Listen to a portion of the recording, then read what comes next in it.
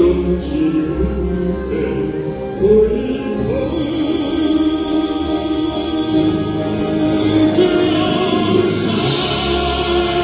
ตายให้เกียรติดำรงจะปิดทองหลังองค์พระปฏิมาไม่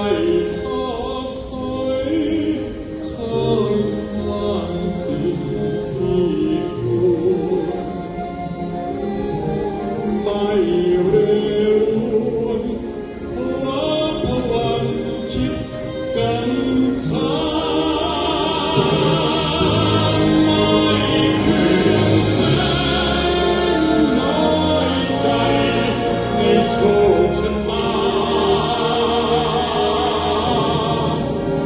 ไม่เสียดาย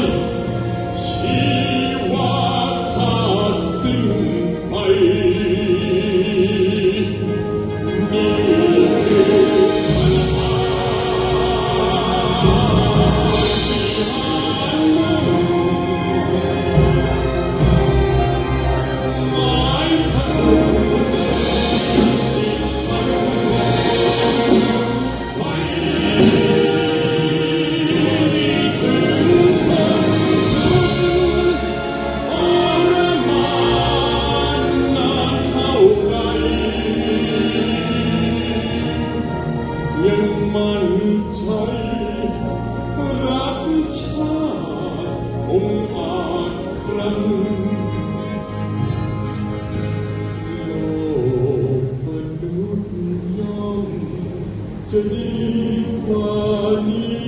แน่เพราะมี